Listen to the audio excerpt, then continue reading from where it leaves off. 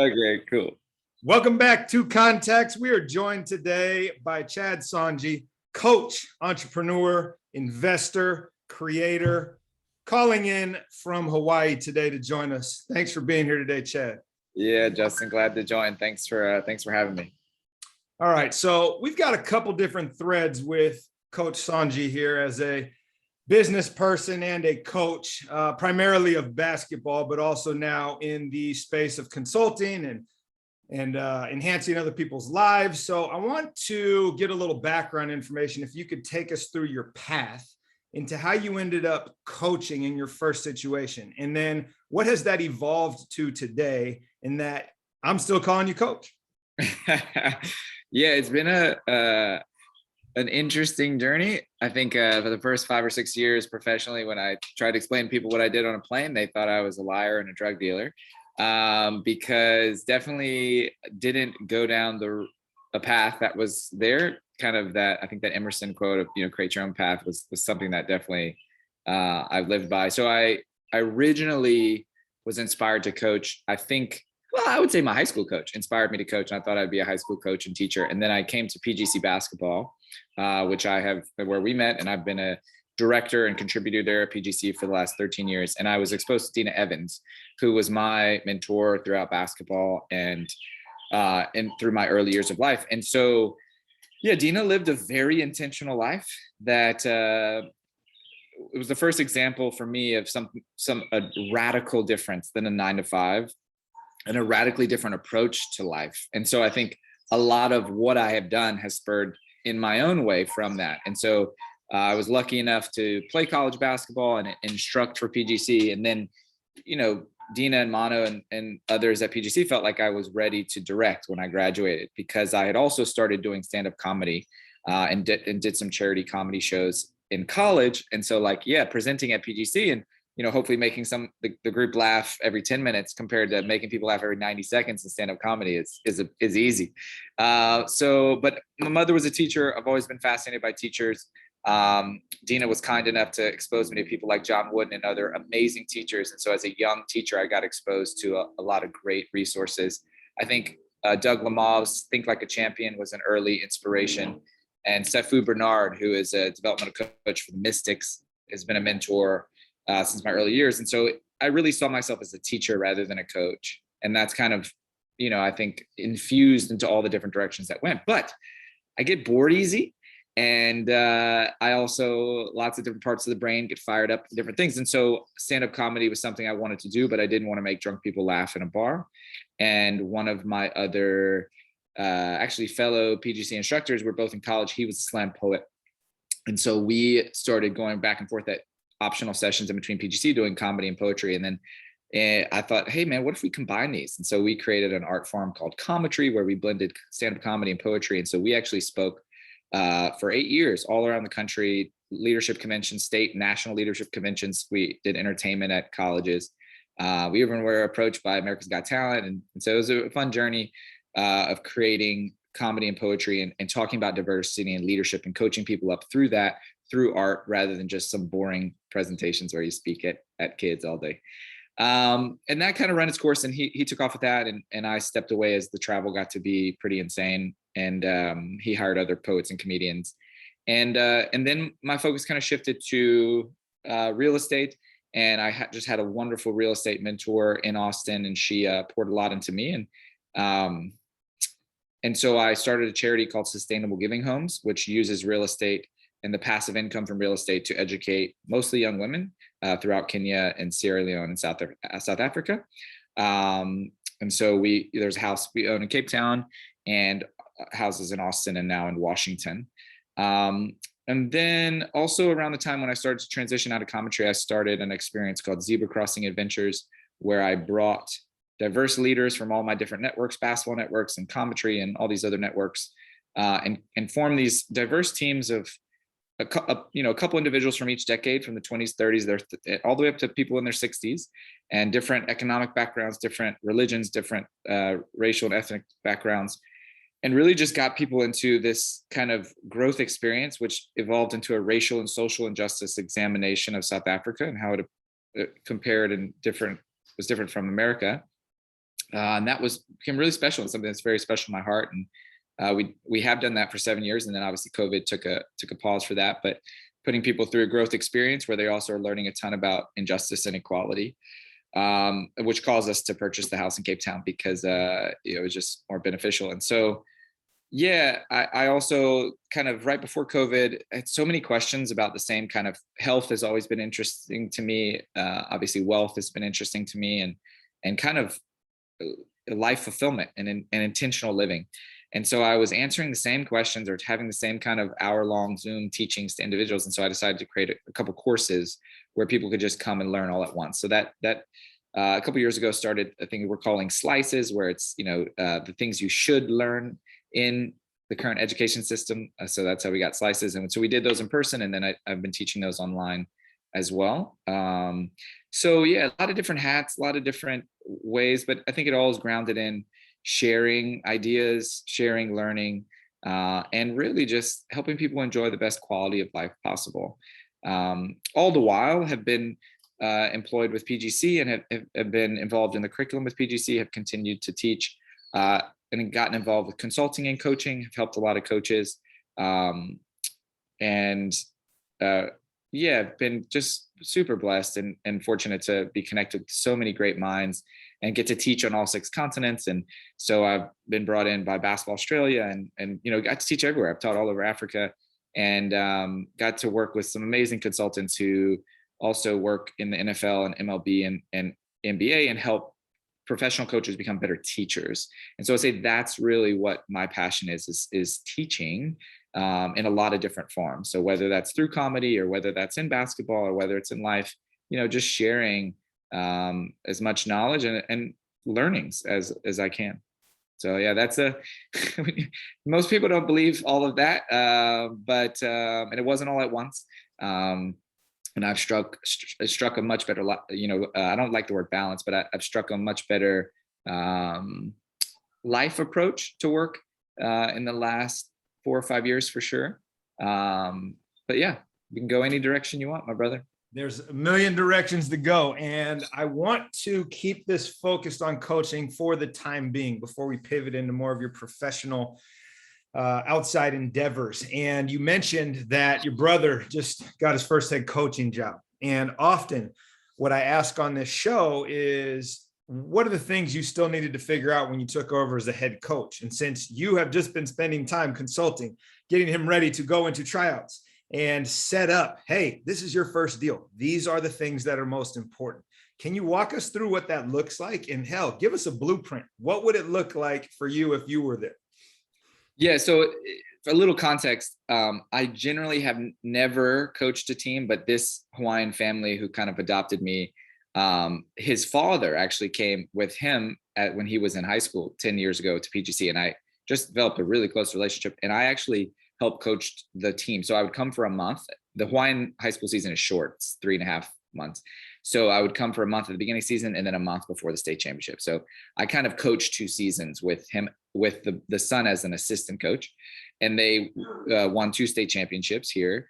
And so he is taking some of that PGC culture and the foundation that where his father and him coached together of those state championship teams, and he is applying some of it. So what I've really been coaching him up on in the last couple of days, is tryout starts for him today and practice starts for him next week. This is the first time he's managing assistants. He's moving from the role of assistant to head coach. And so we spent a lot of time, the blueprint we were kind of working through is, okay, to me, you're in your first 2 weeks of practice, you want to establish what is your culture? How are we going to do what we're going to do? And that's something that, is not just established, it's something that you battle for every single day. But, for instance, I think he's got an hour and 15 minutes, maybe 90 minutes this first 2 weeks of practice.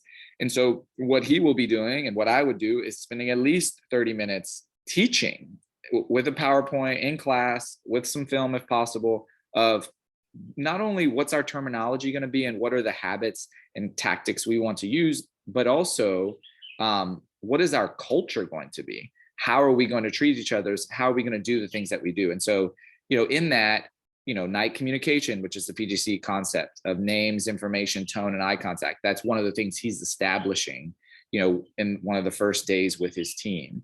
And so What I would do is I would spend the first, week or two, and I would teach in the classroom, even if it means a third or a quarter or even a half of our time doing that. I think it's important to establish, hey, this is how we're going to sub in and out of a game. This is how we're going to huddle. This is like all the minute details of how are we going to do what we're going to do. Sure, it's an investment of time in the front end, but I think it leads to a thriving culture on the back end, and also saves you time. I think if you invest that 2.5 hours, 30 minutes a day for that first week, I think you gain hours over the course of the season of efficiency. And then also, culture eats skill for breakfast, in my opinion, if all else is equal. So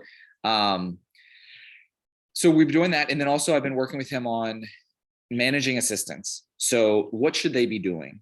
And so for him, he also is full transparency. He's at a kind of the biggest school in Hawaii. And he's the JV coach. He's the head JV coach. So he's got the head coach, varsity coach saying, hey, we have to do these 5 things. Right. But then he's got freedom outside of those 5 things. And so I was talking to him about, okay, well, how you got to do shooting, you got to do rebounding. Okay. How can you potentially do that together? So one of the things I'm working with in this youth development curriculum I'm creating is actually teaching rebounding from tracking. So how well are you able to track the ball and determine where it's going to go? So there is a part of contact and how you want to teach boxing out is, obviously up for debate, but there is a part of that, of moving, displacing someone, to give yourself an advantage on the ball. But a lot of rebounding is being able to read the likelihood of the track of the ball and where it's going to go. Right. I think it's one of the things that made Rodman so special. He's moving before, the ball even hits the rim. So you can combine those things and do shooting. For instance, we were talking about him doing partner shooting to not only track their progress, so the players can see that they're getting better over the first 6 weeks of practice from shooting, but the rebounders, rather than just rebounding passing, having a stat of their rebounding tracking. So like at the end of the 10 shots, the rebounder turns to the assistant coach the shooter turns and said, I was 7 for 10. And the rebounder should have a percentage of, I was 4 for 6, right? Because or if they made 7 shots, I was 1 for 3, right? Of the misses, how many were you able to get without it hitting the ground, right? And that's working on a skill of tracking. And now we're killing 2 birds in 1 stone. And then we talked about, assigning very clear responsibilities to assistant coaches. Most assistant coaches aren't utilized. And so then they just either stand there, or I think they slow down practice because the head coach says something and then the assistant coach doesn't either repeats it in a different way or now is coaching a second or third thing.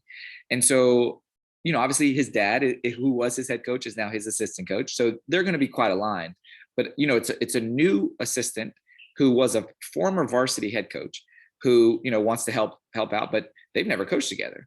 And so I said, Hawks, I would recommend you guys standing together for the first week of practice, not to correct him or make him feel like you're watching him, but just to see like, where are we aligned and where are we not aligned? And then, I personally, the best practices I've seen, have been fortunate to watch, the best in the world. And I'm not saying this happens at a Coach K practice, but I've watched Coach K and Brad Stevens and Tara and Gino and, lots of NBA and WNBA practices and all these things. And, I think the most efficient use of assistants I've ever seen is not always necessarily offensive and defensive coordinator, but it's like you're watching or tracking this specific thing on offense for this period, and you're only coaching this specific thing. And so, one of the requirements the varsity coach wants them to use is you play a possession, you go down, you come back. So 3, a 3 kind of possession. And so I would say, the thing I always recommended him is, what I see a lot at high school practices is, okay, we play possession and go down, and then we stop it and talk, or in this case, they're going to do 3, which is great. But then the head coach says something, and then the assistant coach says something, and we spend like 4.5 minutes talking after a possession. And so what I've coached him into is the assistants have a notepad, and you're writing down what you see, because oftentimes, one, it's not only confusing to the learner to hear 3 different pieces of feedback after every possession, but then you're watching every battle and not seeing the war, right? Whereas if I watch and just take notes for 30 minutes, I actually get to see what are the pattern recognitions that I might not notice if I'm correcting every possession. And so I may see, actually, you know what? we're having a slow defensive help side rotation on 7 of those 12 possessions. Well, when we come in for the water break, that's actually what I need to talk about, because the other stuff is actually, it's not the main thing. Keep the main thing the main thing. And so watch your team and see. Yeah, I'll shut up there because that's kind of, I think 2 important things. It's like every practice, your assistant should know exactly what they're doing for every activity. I don't call them drills. Stop calling them drills. No one wants to do a drill. Call them games and activities. All these little things, matter for a culture, in my opinion. And so for every activity, I would spend the time to be organized to have my assistant coach either tracking some data or watching a particular thing. And then I would also limit how often they can stop and coach. If you want to pull an individual out and talk to them on the sideline while the next rep is going, great. You can do that. I would want to make sure that you're aligned and what they're saying is close to what you're going to be saying so that the athlete isn't getting, mixed messaging. But I would say, hey, if you're going to speak to the whole group, once every few possessions or once every 3 possessions. And some people will say, well, they're not going to remember the play 3 times ago. They need more reps than they need to hear you talk. And so I have tracked, when I do consulting for coaches, one of my favorite things is to track the amount of time. There's a YouTube video that you can link to your listeners explaining it in more detail. But basically, I will track the amount of time kinesthetically learning, the amount of time transitioning to the next rep, and the amount of time in auditory learning. Okay. And it's absurd. It's absurd how much time, this is not true of every practice. For probably 3 to 4 dozen high school practices I did this on in the couple years prior to COVID. Generally, of a 10-minute segment, the athletes were actually getting physical kinesthetic learning reps for 3 minutes. It's wild because they generally walk to the back line. So you lose about a minute and a half from just transitions, that if you could cut every transition from 7 to 8 seconds to 3 to 4, you get about 40 seconds. But generally, it's just coaches speaking after every rep forever. And it's just like, hey, at this age and stage, they just need more kinesthetic reps. No, 1,000%. I appreciate you saying that, because I think often when you're speaking about limited time, and you mentioned an hour, 15 minutes, maybe 90 minutes total. And I'm looking at it where we shifted the last 2 years pre-COVID. We didn't have a season last year, to where it's like, we're 90 minutes and we're out, period. Sometimes shorter. We're not going longer than that. And it's a matter of maximizing your efficiency and time and reps. And, how are you going up and down and being competitive, almost like we are when I'm with you in the summer, and you're getting those lessons versus someone just chirping at you. You mentioned something that I'd like you to dive a little deeper on. And those of you that are listening. Can I pause you actually, Justin, real quick? Just add one little more nugget. Yep. So if you aren't speaking every possession, film your practice and write down, the times, right? You just have a clock that corresponds with the film, right? So, 10 minutes down, and you just write down, all right, 7:58. And then you don't have to watch the whole film, but you'll have a note of when you want to go through. And instead of actually, even if I just played a possession, right? Like I don't remember where all the defenders were exactly. So rather be quiet, give them more reps, chart what you're seeing. And then just tomorrow before practice, show them the 2 clips where they can see where all the defenders were in space. And I would argue that's so much more valuable to their long-term retention than you pointing it out 10 seconds after it just happened after the possession. Yeah, I would agree with that. And I think, especially with the technology that's available today in gyms where it's automated, like you can get a lot of this stuff done that we didn't get a chance to do years ago. Where I was going to go with this is, people that are listening to this, Chad could do a doctoral dissertation on many of the things he just spoke about. So I'm going to ask you to limit yourself in some of these answers. But if you were going to take all of your experience spending time with these coaches globally, right? The elite to the beginners, where you've been able to steal a nugget here or there and be like, wow, that's really good. I'm going to do that when I go to this next thing, be it on a court or in the classroom or in your business endeavors. And I would love if you had examples that weren't basketball related, but it doesn't have to be. What would you say is the best thing that you can offer? Let's say 1 to 5 things that are transformational in how they shift both program culture and success, however you want to define success, that you've seen other people do that you've started to do yourself.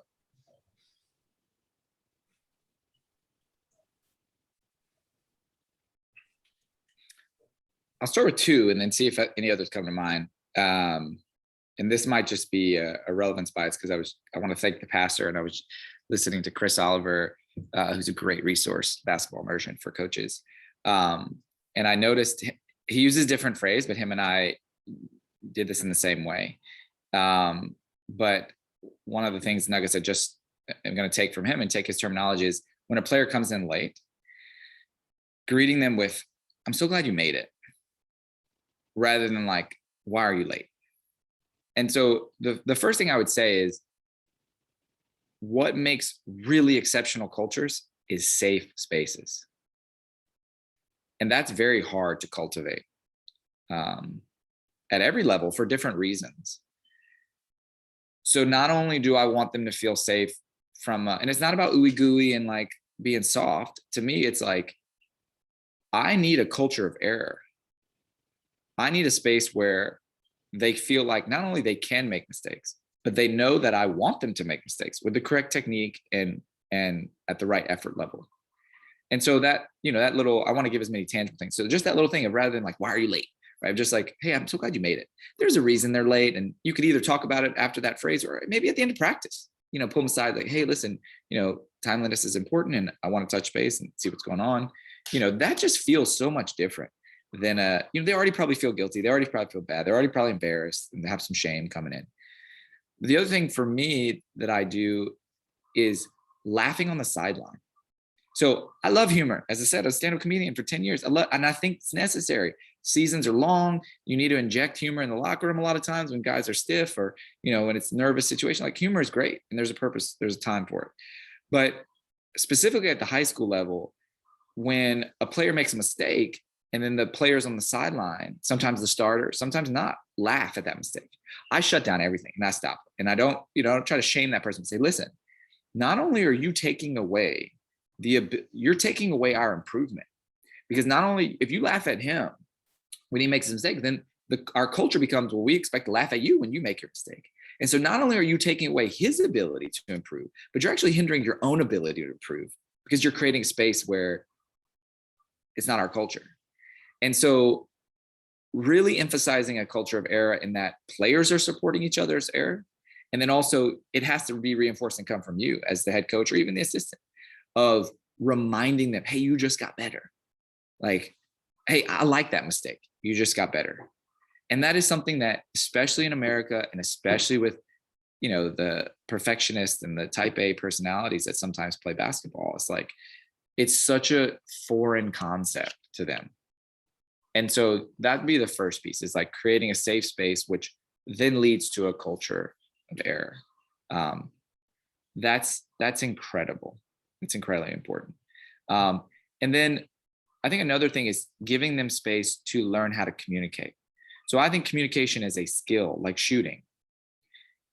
You would never take a soccer player as a basketball coach and put him out on the free throw line and say, "Okay, you're going to shoot. I'm going to teach you how to shoot." Okay. And then you give them the basketball and they brick it. And then you say, "Shoot better." And then you give them another shot and they brick it. You're like, "Shoot better, shoot more, shoot better." And they brick it.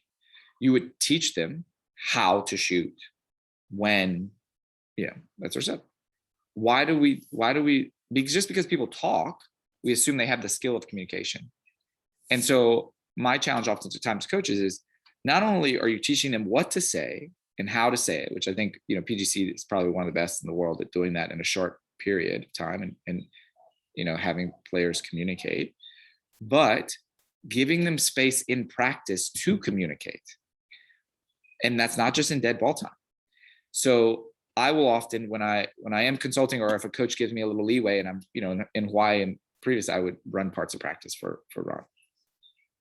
And so before I start a rep, I would invest the 7 seconds to say, hey, Jeremy, before we start here, you're in help side. You're going to start in help side. What's something you could be saying right now to your teammates before we go live? Now, as a high schooler, all the other high schoolers are interested to see, one, does Jeremy, does he say the right answer, right? So I'm engaging the other learnings of other people, but I'm also checking for understanding from Jeremy. And now, and this is, I've already taught you what to say and how to say it, probably in the classroom, right? In those first weeks of school, first weeks of practice. But two, I'm taking away your excuse of I don't know what to say or I don't know how to say it. So now you're just choosing not to communicate. Now there is something with long-term memory and working memory, and your working memory can only process so much. And so your movements might be slower and all sorts of stuff. And so you have to get them through that piece of like, you're going to play worse while you learn how to communicate for a couple of weeks, and then you'll be able to do both and you'll be back to normal speed. But I think it's bananas when we blow the whistle and say, why aren't we talking? We need to talk more. We got to communicate, right? I hear that, or in the past, I've heard that so much at high school practice. We got to talk more. We got to communicate. But there's never an issue, a discussion of what should you be saying or what could you have just said, right? And actually thinking of it as they need reps like skills. So another thing I'll do, I'll stop practice or I'll stop sessions at PGC and I'll pause and say, okay, take 20 seconds, tell your partner one thing they're doing well and one thing they can get better at, and then switch. So what I'm doing is not only giving them space to learn how to give feedback, but also creating a culture where we receive peer evaluation. Most of them at that age and stage do not know how to do that. So they've never received peer evaluation. So in a game, things get heated and Sarah says something to Jessica and Jessica thinks, she wants to slap Sarah in the face because she's never received peer evaluation. It's not a gender thing. It could be either side, right? But if it's something they do 5, 10 times, not that necessarily partner activity, but if there's 5 or 10 times in practice where they're giving and receiving it, it becomes just, this is what we do. This is part of our culture. And so in the game, when I stop and grab you and give you some feedback, it's just like, cool, I'll implement. But unless we're creating that culture, to me, it's like a thing that then players won't do in a game, or they'll blow up at each other in a game. Yes, thank you for adding that one more thing. I think that is super helpful, especially the idea of you have to teach them what to say. Then you have to teach them how to say it. And then you have to give them an opportunity to practice it, right? And we do that for free throws. We do that for shooting. We do that for ball handling. But we don't seem to do that for communication. I think that's super helpful advice for any of us that are listening. How would you say? You said that you started being a PGC director right out of college, and that was your first time, other than during camps and over the summers coaching. But how would you say from that moment, fresh out of college until now, your approach to coaching both athletes and other human beings doing other things in life has changed? Good question. I think meeting the learner where they're at. I think as an early teacher, I was focused on being the best teacher I could be, and like my presentation or my, word choice and my whatever. And then so much of it is just like, where are they psychologically at? If they're not in a space to receive feedback, like I could give the best, most concise, perfect word choice feedback in the world. And it's just like, shoot, or through one ear out the other. And so, this is a question I'll use like, and not in a sarcastic way. Like if they call, there's not a bluff to call, but if they say no, then I respect it. Like, hey, are you open? Instead of not, can I give you? Because that's a yes, no. Are you open to some feedback right now? And I always give them choice. Or would you rather at the water break or just not at all? Right. So then I'm giving autonomy of like, do you want feedback right now? Do you want it a little bit later? Do you want not? I don't want it at all. And it's amazing the level of trust, because especially I've got to go into programs and the players don't know me. So I've got to establish trust quickly to make an impact. And so that little question it's insane what you start to pick up on. And then the other thing is the questioning method, really getting good at the questioning method. And, my 5 favorite questions are, what did you see? Because that, gets in the mind of an athlete. What did you do well? Because they're so critical of themselves, especially I think it's getting worse and worse. And then what could you have done differently? Right. So a lot of times I think high school coaches, they tune them out because you're just repeating what they already know. Right. Rather than checking for understanding, you don't want to invest the extra 7 seconds, check for understanding. You just go up to them, give them the feedback, and they know it. Okay. So they are 15 or 14, whatever. Sure. But imagine you're in your office and your boss comes up and tells you something that you did wrong and that you need to do differently on the presentation you're making for the board meeting, whatever. Well, that would kind of piss you off. You already know, and they did it. Now imagine they did it 7 times every workday. Well, you would start to be like, this person is a you know, so why do we think that that's different? Because they're younger humans, that they don't have that same response. And they're at a stage where their hormones and they're developing the brain, like they're craving autonomy. And so we're telling them something they already know, rather than, hey, what could you have done differently? And if they tell me the right answer, cool, right? One, I don't need to say it to them. They knew. And if they didn't know, okay, cool. Now it's like, I've given you some autonomy to see. And so that third question I think is important. And then the two other ones I use less frequently than those three, but is what could you have said to a teammate, right? So that's a great check for understanding for communication. And it's sometimes, you know, a redo, like, all right, cool. Let's see, let's try it again. Let's go back to that scenario. Like, let's practice that communication. And then the other one is, what did you feel? And not like emotionally. Like I use that a lot when players get trapped or they get into the paint. And it's like, what did you feel? Like what it looks like they may have felt, what they actually felt psychologically can often be very different. And so that's been some interesting learning. And so for me, the biggest difference is like seeing where the learner is at and then actually meeting them where they're at and helping them with whatever they need where they're at. And a lot of times the questioning method can be really valuable. And the pushback you would get from a classroom teacher is, how can I do that with all of these people who are in different places? What's your answer to that? In life, in the classroom, on the court, on the field, in the pool? How do you do that, coach? Yeah, I like, and this has to be done with creating safe space. Doug Lemav's book, A Coach's Guide to Teaching, is a fantastic resource. And there's a video guide on his website with it. And so I want to reference one of the videos. There's a young African-American male teacher who's teaching math, who the clip is just like phenomenal. I think his name is Denarius, and how Denarius meets different players, you know, learners where they are, but also keeps the whole group learning. So one of the things he does is they're doing a math problem, right? He's got him doing it on his own. And as he's going around, you can tell he's marking on his notebook. He's already anticipated the errors. And so how would I do that? I think about anticipation of errors of the learner, whether it's in class or whether it's on court. And so he's marking what errors are happening, so he sees that, okay, of the class of 20, 7 made this error, 3 made this error, right? But he's not writing down what error. He's already anticipated the errors and he's just tallying. And then he goes by each person as they're working individually, and he checks for understanding. And about 2 or 3 of them, he gives them some feedback and different thoughts. But as a group, he says, okay, I'm seeing we're making this error. And he asks a girl, are you cool? And he doesn't ask maybe, but he's like, how he even goes through her mistake in front of the whole group and honors her and and he says, like, it's not about that player's mistake. I highly recommend coaches, even if you don't buy the book, you could, I think, go onto the website and watch that video. And to me, that's like, it's art, it's a balance, but you have to be organized ahead of time to actually serve each player where they're at. You have to anticipate errors. And then to me, you have to be efficient in how you check for understanding with different players. So from an athlete perspective, I'm never afraid to group them. And one, there has to be trust first, and they know that I care about their development and say, hey, the 4 of you are right now, you still need more time acquiring the skill. You're in acquisition stage of learning. You're going to go and continue to acquire. When you feel like you got it, you can come back to this decision-making phase. And I'll just split them into groups, right? And it's like, hey, this is where you're at. There's no judgment in that. Get some more repetitions at this stage of learning, and then let's check in and we'll potentially move you.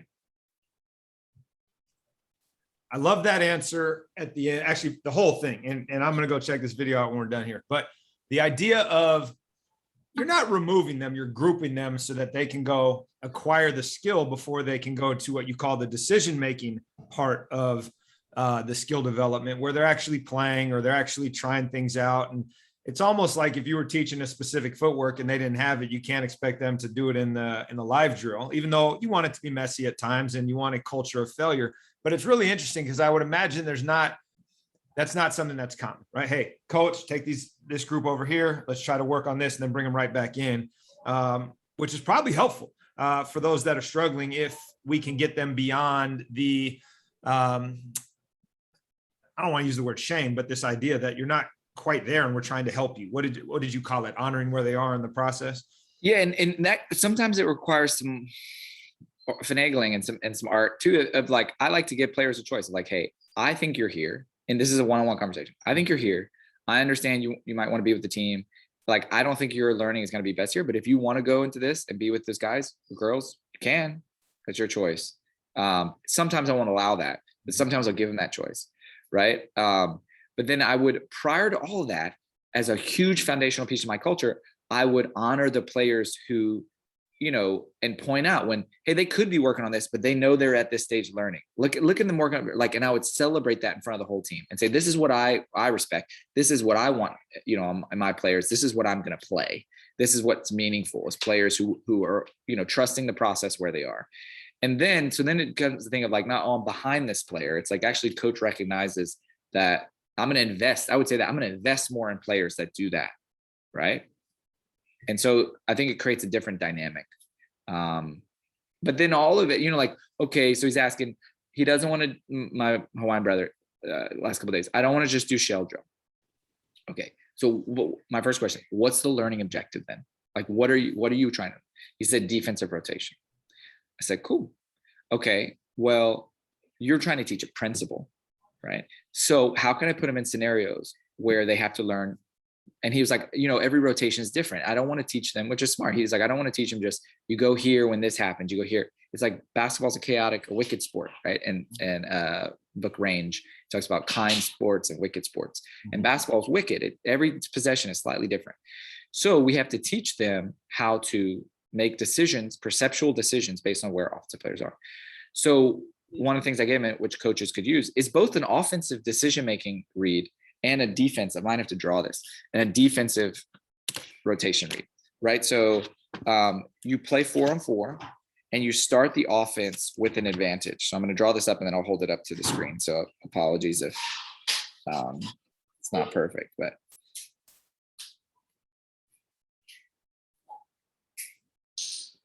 Okay, so for instance, offense starts here, okay? And defense, you could start with defense throws a loose basketball and offense peaks, but defense has to start on their hip. And now I'm attacking in on my line of attack. Before the defense throws in the ball or has them rip it out of a hand, behind their back, they show fist, which means no help, 1, which is 1 rotation, 2 or 3, right? You might've seen me do this before, right? So basically, if I go fist, then as we're attacking, right, on our line of attack with this defender would show no help, but they would skirmish and fake. And then now my read is to finish. If I show 1, then this defender is stepping over. And now this offensive player has to do the dump off pass to the block.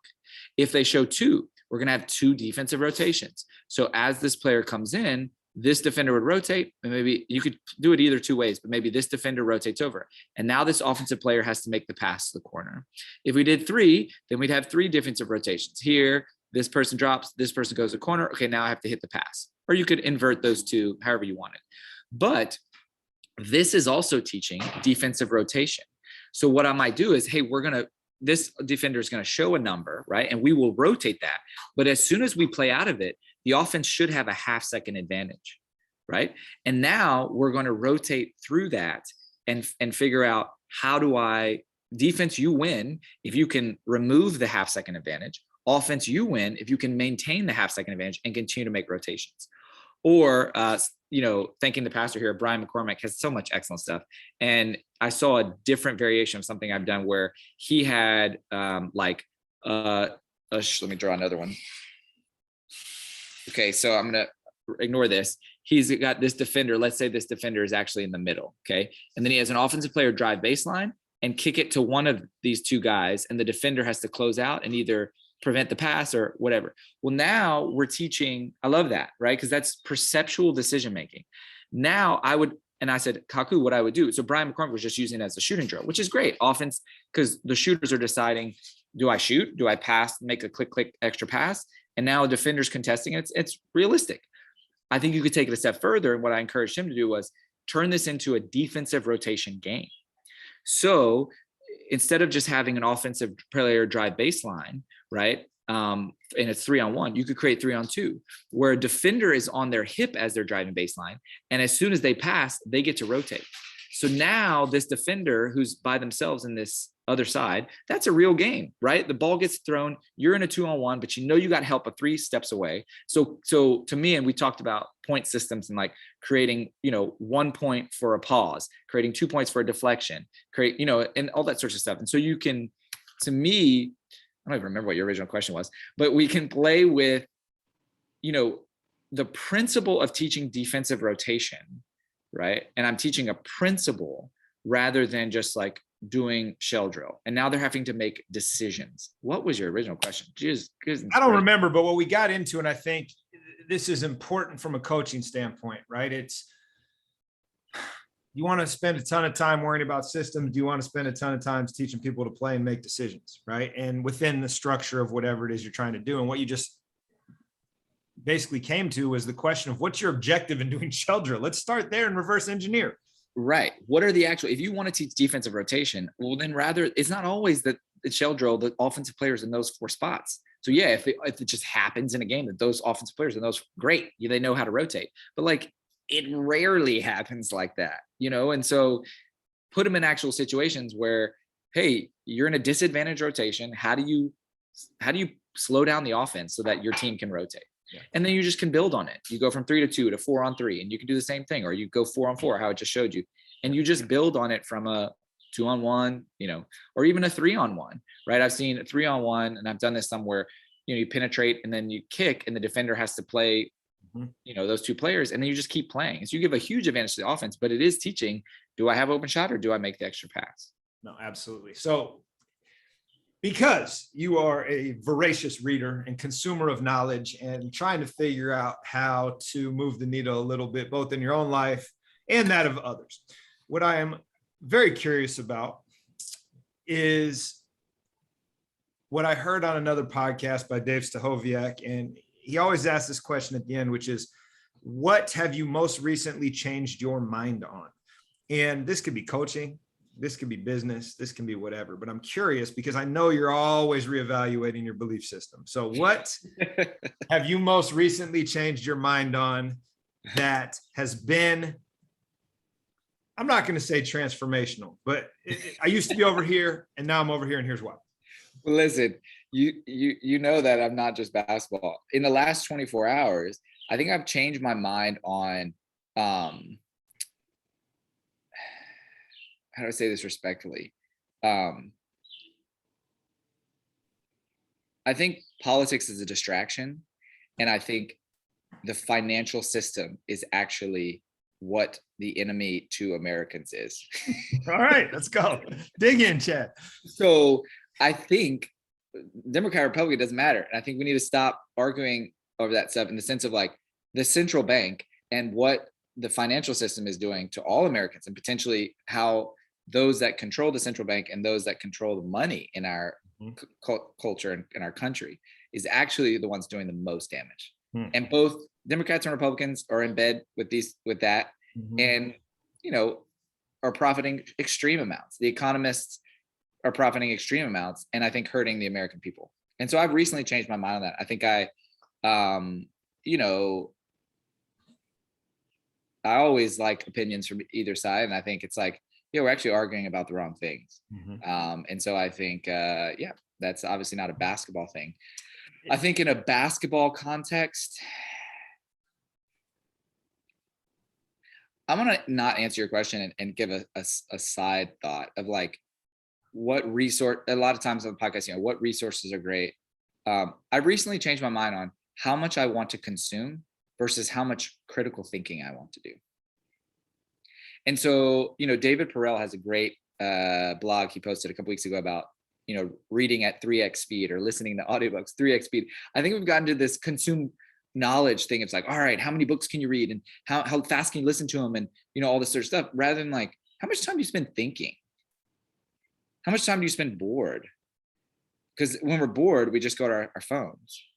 And so I've had to actually schedule in. I've always done this for a while, but like I've got lost from it, and I've recentered back to it. It's like I schedule in. Some of my best ideas for creating businesses or projects or investments have come from like at the 40-minute after mark of a long walk. And I know Steve Jobs and other people have famously, made walks for decisions. but I think there's probably like, there is some brain, I've read some brain stuff about just like when you're deep into a long walk, what starts to happen in your brain and blood flow and all that sort of stuff. But two, like, I think we don't give ourselves time to think. We're consuming so many ideas, and that's great from all these other people. But I love triangulating, a triangulating strategy of like, I get multiple opinions from multiple people, whether that's books or mentors.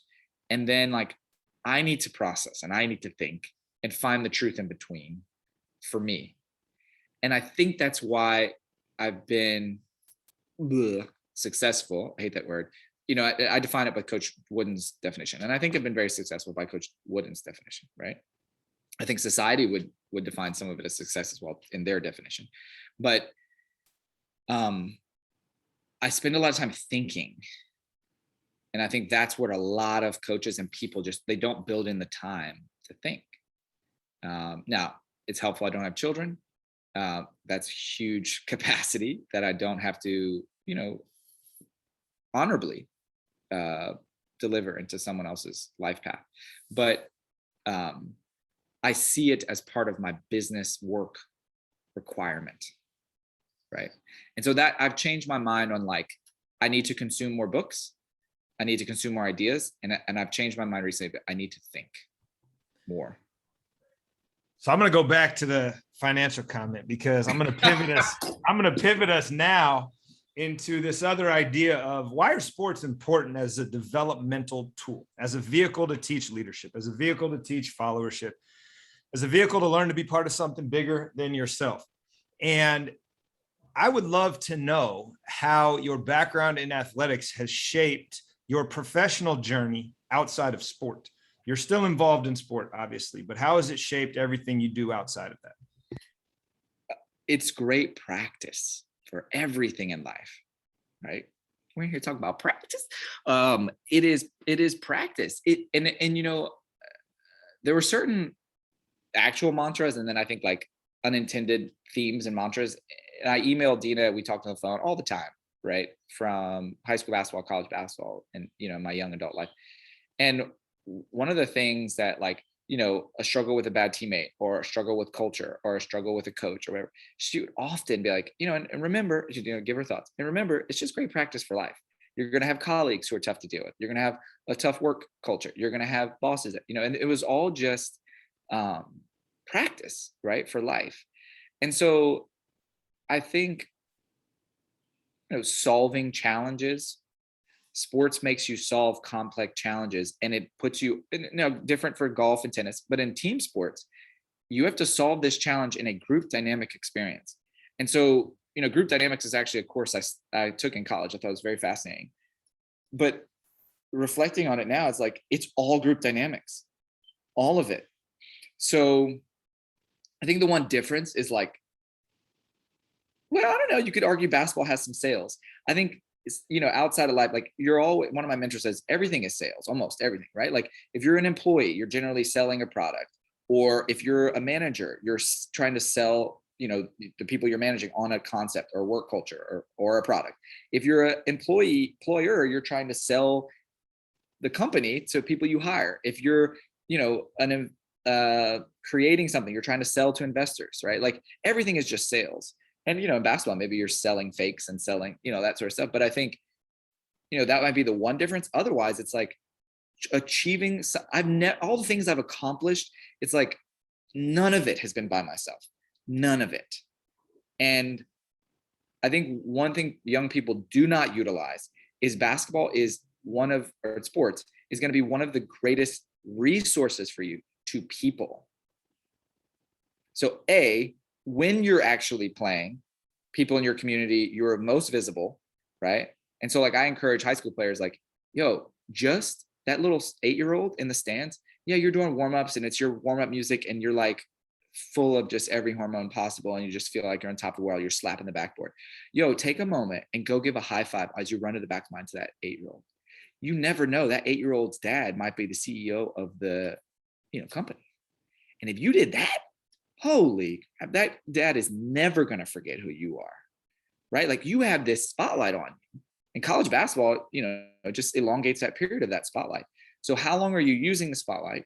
But then two, the most valuable thing PGC ever gave me was my life strategy and like choosing to live life a different way. But the second most valuable is the people, people all over the world. I'm sitting in Hawaii today, and have lived kind of portions of the last 10 years in Hawaii because this family has become like my adopted family. Well, basketball is what connected us, right? Like teaching on all 6 continents. I never would, the people that it's connected me to.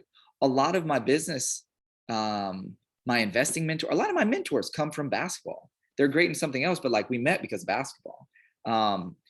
Even the Africa experiences started off with, I just wanted to teach kids in the townships basketball, and then it evolved. Like, so it is a magnet of amazing people generally, right? And so I think not always. I think there's in some ways sports can be a magnet of not great people, but that's where when you find a resource like PGC, it's like, how is it magnetizing all these amazing people to one place? And so I think those kind of 2 things. It's like everything is practice for life. And then like, do not waste the resource of people that sports is giving you, and stay in touch with as many people as you can. Such great advice. And it was the impetus for this whole show to begin with, right? It's like, hey, how can I dip into my pocket of contacts and bring their mentorship to people that don't necessarily have access? So I love how you framed that answer. And it's funny because your line there about mentorship and then finding your truth, I stole that from you in Texas a couple of years ago and use that all the time with my advisees or players or students that are trying to make decisions. It's like, who have you spoken to? You need to talk to him, her, them, whomever, and then find your truth within that, and you can make a decision. Yeah. Let's wrap up this way, since I think we just did the whole Why Sports episode in one soundbite. If you were starting over, and both as a coach, as an entrepreneur, as a human being, what advice would you have for your younger self in whatever way in which you want to offer that, right? Not, hey, what would you change? Because most people, they don't want to. That's all part of how they've become who they are. But what advice would you have for your younger self so that they could be the most successful version of themselves in whatever way they want to define it?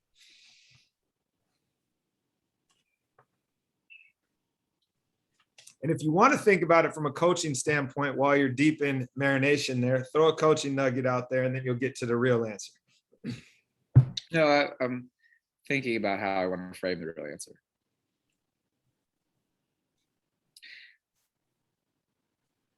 So, I'm married to a man. I identify as pansexual. It's more about the person than the private parts, right? And I think my advice to myself would have been actually just, I like dimmed that side of myself in certain professional environments because I thought it would hurt my career. And maybe it would have. Like, I had a friend who, when I decided to marry Hunter, was like, I don't think you're ever going to coach in the NBA. And it was like, I'm fair giving up that trade, right? Like, I love this person. But I think for many people, they appreciated my full self even more.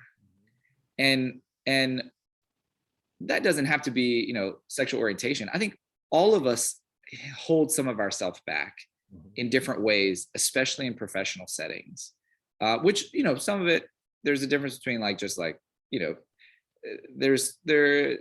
just want to like share all of your personal intimate information with people professionally. But I would just give myself the advice of like, because I really wouldn't change any directional things. And I would just like, hey, be as intentional as you were. It would be like my advice. But I don't think I brought my full self, and I wasn't comfortable being my full self at all times. And I think everything would have still worked out. And maybe the path would look slightly different, but like I would still have the fulfillment that I have. And so I would have just like done it from the get-go. Mm-hmm. I think he was the impetus that maybe just be like, because I didn't know. I was like, I might marry a woman, I might marry a man. So I'm not going to like hurt my career by sharing that and then potentially end up with a woman. And then I've hurt my career. And so once I fell in love with him, it was like, if this was a woman, I would marry this person. I'm not going to hide it because it's, the same. And so it was the impetus. And I think so many people appreciated that of just like, you're just your full self. Mm-hmm. And so we care so much, and it's so, I don't judge people for it. I think it's such a human element because we evolve to survive in tribes. And so what the tribe thinks does all and will always matter. But I think we're evolving to a place where the tribe wants your full self. The tribe values your vulnerability and authenticity. And so I think there's a few years in my early 20s, or 5 years in my early 20s where it was like a chameleon of sorts. And I think it would just be like, yo, this is all the colors all at once, no pun intended. Like this is just who it is, take it or leave it. And that was my approach, in the last 7 to 8 years. And it's like everything has worked out the same or better. So, and granted, maybe, our on that particular topic, our culture is quickly evolving, and the environment was way different 15 years ago. But I think for people, everyone's kind of not being their full self a lot of times, and everyone's got their own baggage and their own thing. And I think in a responsible way, I would advise myself to be my full self. You mentioned something about the tribe wants you to be your full self. And I would argue the tribe needs you to, in order to have the complete tribe. Everyone is playing a role, just like in sports. And if you're trying to play a role that is not the one that the tribe needs you to play, generally speaking, success of the tribe is going to be impaired somehow. So I think to that point, yes, they want you to, and they need you to. And how do you lean into that cautiously, as you said, in a way in which you can enhance those around you in your most authentic way? I think that's I think also a piece of that too is like the tribe, selecting the tribe. And so I think, unfortunately, and that's why are sports so important? They just expand the possibility of who the tribe is. And who was it just a couple of days ago? Like, I'm so fortunate. I went from just like, all right, who are the 5 or 6 mentors I ask all these life questions to now I have and 5 or 6 differing opinions, right. 5 or 6 different opinions when I have an investing question, when I have a relationship question, when I have a business question, when I have a spiritual question, when I have a health question. I have 5 or 6 differing opinions that I find my truth in between. But a lot of people don't do anything sports wise, and they go to college, and maybe you have 5 or 10 college friends, and maybe you have a few family friends, but without sports, you don't have, how do you find a mentor? How do you find, I think sports has exposed me to hundreds of thousands, and granted, I'm different maybe because I'm coaching PGC, so I'm exposed to a lot, but like hundreds of thousands of people. Well, I get to pick the cream of the crop of hundreds of thousands. That's phenomenal people.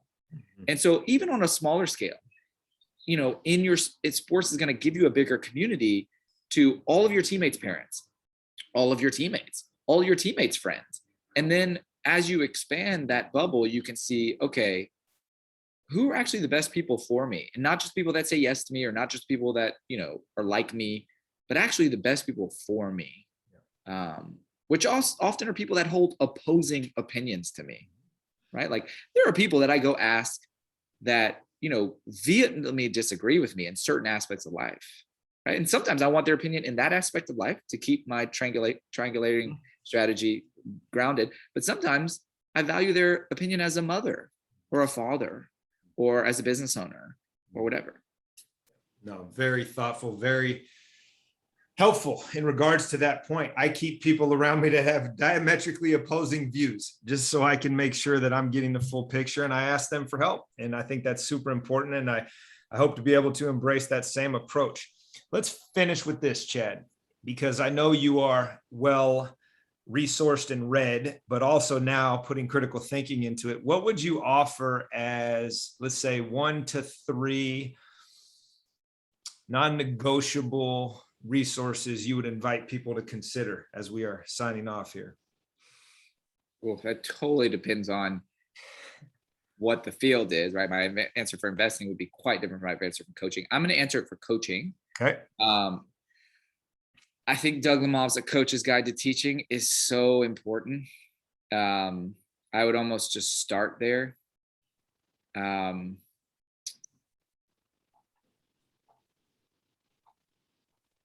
I think Dick DeVinzio's stuff, or Think Like a Champion, is so important, and I would include there. I think Dick was such a critical thinker and such a cultural, now a lot of his things are becoming cultural mainstream, but to write that 30 years ago or 40 years ago and be so ahead of his time. Mm-hmm.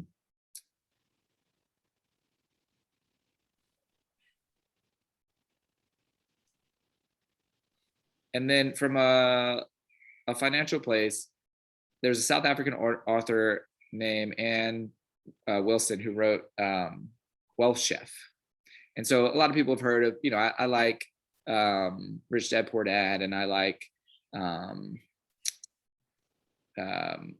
Hold by Steve Chatter, and I like Unshakable by Tony Robbins. But a lot of people haven't heard of Wealth Chef, and I think she uses cooking analogies to talk about money, and I think it's really helpful for people.